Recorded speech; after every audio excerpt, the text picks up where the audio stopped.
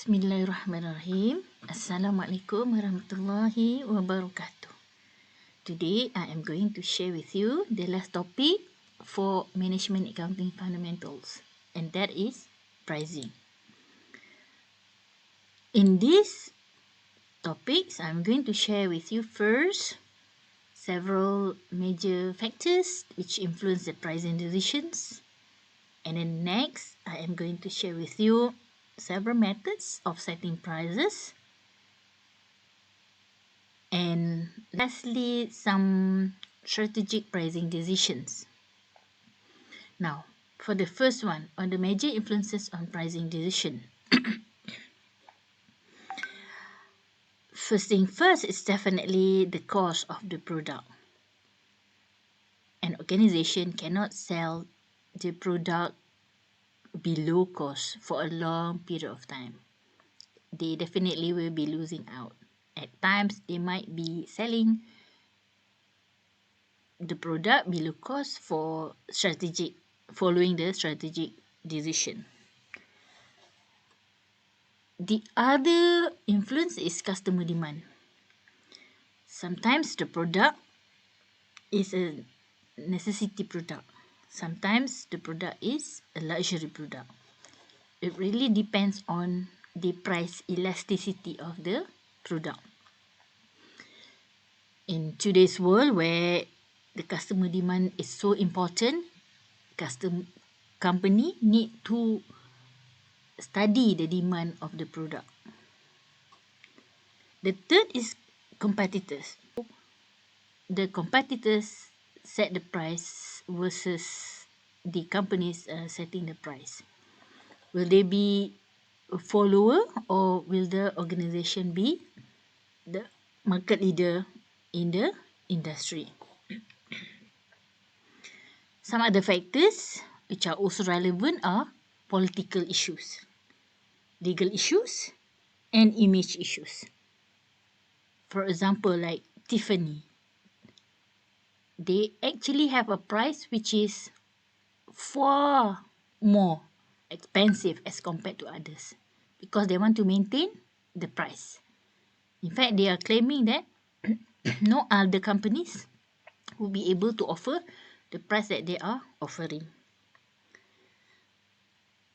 So before deciding on the factors, besides cost, the political, legal, and image issues, which are more of qualitative factors, are important. Okay, next will be the pricing methods. There are several methods that an organization can choose to set the price. First is the economic profit maximizing pricing. Second, cost plus pricing. Third is return on investment pricing. Fourth is target costing. Fifth is time and material pricing. And sixth is the strategic pricing. Let me go one by one of the methods. Economic profit pricing. The focus of this method relying on how the interaction of cost and market forces. It will go back and forth, and deciding on this would be factors such as cost as well as reaction of customers and competitors. In the long run, the organization definitely have to cover all costs. They can't really just rely on variable costs. Under the economic profit maximizing pricing, what they are looking out for is the price and the quantity that both sellers and buyers agree to transact, agree to buy and sell. And that is actually the point where the marginal cost curve cuts the marginal revenue line. This will be the point when the profit is maximized. And since organizations are profit-making organization, their main objective is maximizing profit. Thus, they would ensure that they are selling the product at the quantity that would make them have the price that both buyers and sellers agree. So at that equilibrium point, which you have learned in your economics subject, you will have your total cost curve here, and this total revenue. This is the total revenue line, cost curve, total revenue curve, and this is the total cost curve. At this intersection, at the quantity, this equilibrium quantity, you will see that the gap between total revenue and total cost is the largest. So profits is maximized at the Q and the P that both buyers and sellers agree. So this is how the price is set under the economic profit maximizing model. There is also an element of price elasticity that an organization need to be aware of, because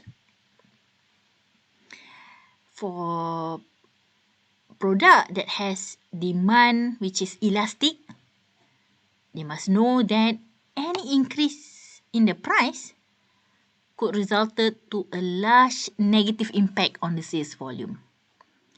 Just very small price hike would actually affect their volume significantly. And this normally happen for luxury product. The same goes if they actually reduce the price, they would have a very large positive impact on the sales volume. But if the organization is selling product that has an inelastic demand, the changes in the price would not have that significant impact on the sales volume.